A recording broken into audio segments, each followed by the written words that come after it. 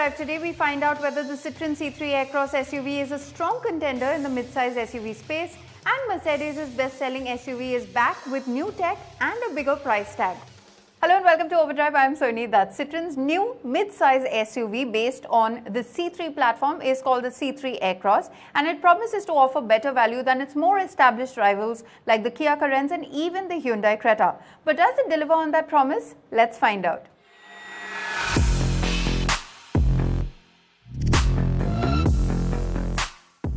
You remember how when the C3 hatchback came out, they kept insisting that it is not any of those mini or micro SUVs. And the reason for that is this, the C3 Aircross. This is their proper SUV. Now it doesn't have all-wheel drive capabilities or 4x4, but you can see the kind of stuff that it is doing. You can see the approach and departure angles that it has, what it can do with all of that. You can see the ground clearance, how it's putting that to use over stuff like this.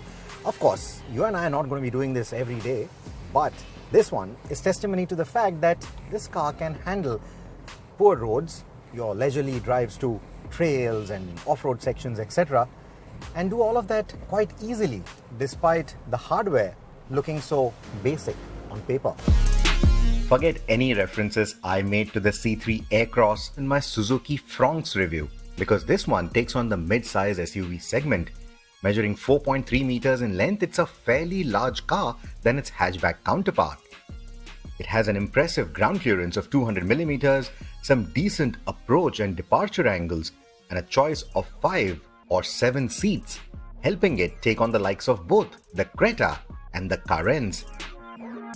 That said, the front three-quarter is the prettiest angle for the car, where you can see the contouring of the gloss black grille, the customizable squared appliques in the bumper, the pronounced creases and the handsome alloy wheels, which remind me of the erstwhile Mercedes-Benz CLA. The design of the wheels looks even better when the vehicle is on the move, and when standing still, I think these wheels fill up the wheel arches quite well. In terms of these rub rails, on the rear door, they don't extend all the way back, so they are not really going to solve the purpose in case you open the door in a tight parking spot. But overall, I think the side profile is a nice design. But that said, it does look a bit MPV-ish, and you can blame that to the flat rear end or the upright C-pillar. The tailgate has some interesting touches, like the horizontal applique that highlights the width and the sculpted boot lid and bumper, which adds sophistication. You know what? The third row of seating is actually removable on this car. And when you do pop the boot, it reveals a 444 litre of boot space for the 5-seater variant.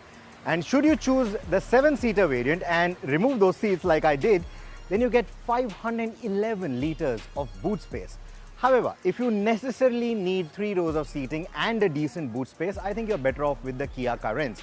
Because with the third row up, all you get is a mere 44 litres of storage capacity, which is, I think, not even good enough for a backpack. And removing the seats is very simple. All you need to do is just drop the seat, pull this tab right here, and the seat comes off. And it's not too heavy either. You just need to get the seat belt mechanism undone, and you are done. As simple as that. But even though these seats are removable, you can't just buy a 5-seater Citroen C3 Aircross right now and then just buy these 2 seats and add them in later. These aren't retrofittable in that sense, because it runs a slightly different setup in the boot. The measurements are slightly different for the 7-seater versus the 5-seater. So that is a bit of a missed opportunity. I think if that flexibility was given, that would have been nice too. So you'll have to pick wisely when you're buying the car. Do you need 5 or 7? In terms of the design, the dashboard, etc., it will again remind you of the C3 because it is based on the C3 platform. So you get a similar 10.2-inch screen. It's got a slightly different color scheme for the skin, but the rest of the elements remain the same. Similarly, you get a different color skin for the different inlay panels. What we've seen on the C3 has a slightly different texture, slightly different colors. Here you get an option of 2 colors. There's this bronze, there's also a gray option that you get depending on the variant that you choose. What you do get differently, however, is the instrumentation cluster. It is fully digital. The colors used are actually quite subtle. The instrument is very easy to read. One missed opportunity, however, is that they should have now dropped in the climate control, which has been given the miss for the C3 Aircross. However, because this is a longer car, what you also get is roof-mounted AC vents for the rear seat passengers. The 5-seater variant misses out on these roof-mounted AC vents. Now, as for the seating, the knee space, the knee room, excellent. Foot space is also excellent. The front seat is set all the way back, not just to my driving preference, but all the way back, and still there is enough knee room. Now, why I've set this all the way back is because now this is a 3-row configuration, which means you get relatively lesser space in the second row compared to the 5-seater configuration. And even then, the space is actually quite good. Headroom is excellent too, and visibility outside of the windows also quite nice. As for the backrest, you do get certain degree of recline adjustability too, so long distance comfort is not going to be a problem at all. And what I really like is the height of the backrest. I mean, just look at that. I'm 5'8", and there is still so much more space left. So even for someone taller, there's going to be enough shoulder room and enough shoulder comfort as well. That's a very thoughtful design. You also get adjustable headrest for both the passengers that are sitting on the either ends, but you get really tiny space in between and a little squab as a headrest for the center passenger. So this space is only good enough and safe for 2 adults and a kid. The third row is for those who need it in a crunch though, which is why Citroen is calling this a 5+2 and not a proper 7-seater. Not the best of places to be in, certainly not very comfortable, because like we saw, the third row seats are mounted on the floor, so you don't really get much space. You sit in a very knees up position. So this space not really great for adults, not great for teenagers either, only for little kids.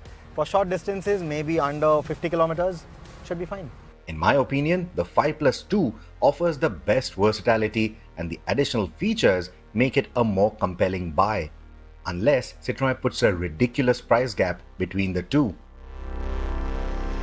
The Citroen C3 Aircross has stepped into the ring, which has heavyweights like the Hyundai Creta, Kia Seltos, and even the newly launched Toyota Hyryder. But just how much of a difference can it make with its 1.2-litre turbo petrol engine?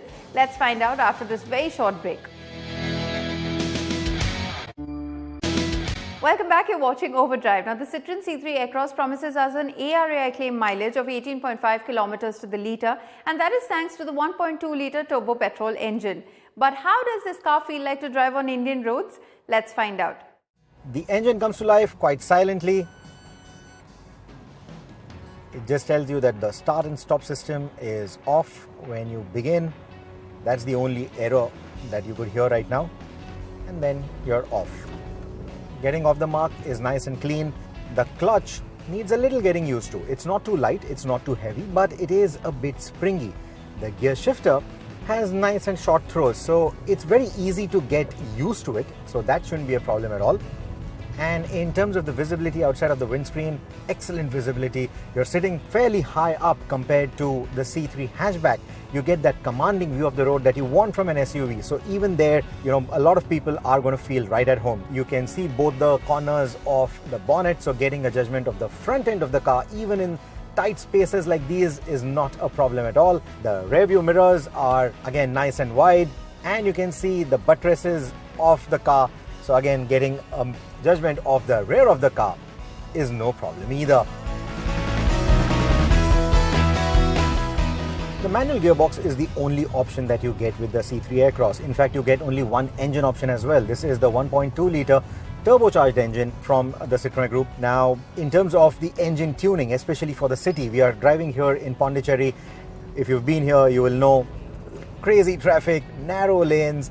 You will have to work the gearbox every now and then, right? That is what you feel. But here, you can easily amble around town in second and third gear. You don't really have to keep shifting too much because the turbocharging is tuned quite well for our city conditions. At highway speeds, the cabin does get a bit noisy. There is not too much wind noise, but you can hear a lot of the road noises, and even the engine noise, the powertrain noises creep into the cabin quite a bit. And this isn't a very nice sounding engine in that sense. So yes, it can become quite a noisy cabin.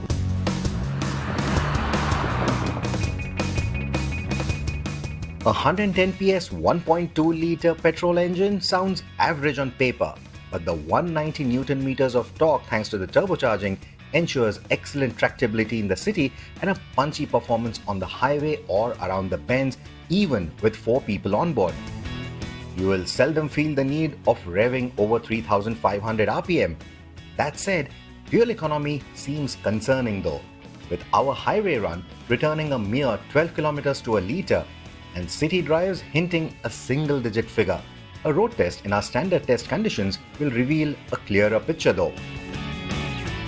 Despite the ride quality of the car being so good, the handling dynamics are surprisingly good.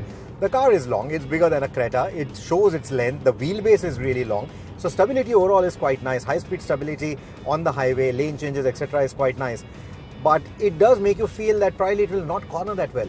And then when you actually drive it around tight winding roads like we are driving on the Chennai-Pondicherry road, the ECR, it is unbelievably good. The steering does weigh up quite well at highway speeds, but it does still feel a little vague. It doesn't feel very precise. So that is definitely going to need a little getting used to. The braking response is also quite good. It feels nice and progressive. The pedal feel is quite nice. So nothing unnerving there. Even with a full house, it drops the anchor quite authoritatively. So that's good news. The C3 Aircross is surprisingly good then at space management and the mechanical performance. But like the creature comforts, even the safety features are scanty. And the safety of the third row occupants is questionable too. Safety is where it takes a back seat. A third row seat, in fact. Because all you get is just 2 airbags. And there is absolutely nothing else worth really talking about. And looking at the kind of safety ratings that the C3 has got, I don't have high hopes from the C3 Aircross either. Apart from better safety tech, Citroen should have also done better headlights. We've seen it on the C3 and the EC3 that these halogen lamps aren't really adequate, certainly not for Indian conditions, for Indian road conditions. They should have gone with better headlamp options, at least on the top spec trims. Let us sum this up then. The Citroen C3 Aircross certainly doesn't feel as low cost as the C3 hatchback. But that also has me worried. Now, they've done a much better job in terms of the fit and finish, though it is based on the same platform. It does share quite a few components. It still manages to feel a little bit more premium. But I hope in terms of the actual pricing, it doesn't command a very big premium over the C3 hatch. Yes, it is a bigger car. Yes, it is offering a more versatile seating. It's offering a lot more space.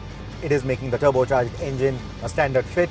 But then again, you only get a manual. You do not get cruise control. You do not get automatic climate control. You do not get LED headlights, projector beam lamps, etc., etc. There's a lot that it leaves you wanting for. However, from where I am sitting, it shouldn't cost anywhere more than 9 to 14 lakh rupees ex-showroom, all variants included. So I hope that Citroen doesn't get too greedy. I hope they are able to price this well. I hope they are even able to achieve that price advantage and not just talk about the value gain here. If they manage to do that, the C3 Aircross could very well become the best seller for them at the moment. Bookings for the Citroen C3 Aircross will start in September with deliveries expected in October. We'll bring you all the details from the launch floor as well. We'll take a very quick break here on the show, but coming up on the other side, we'll tell you all about the updated Mercedes-Benz GLC.